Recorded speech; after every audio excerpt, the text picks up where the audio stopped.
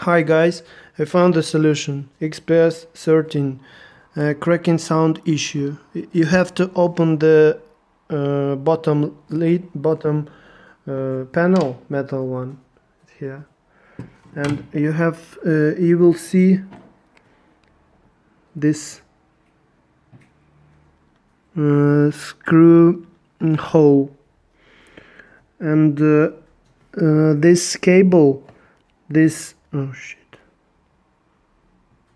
cable is going directly to speakers, left and right.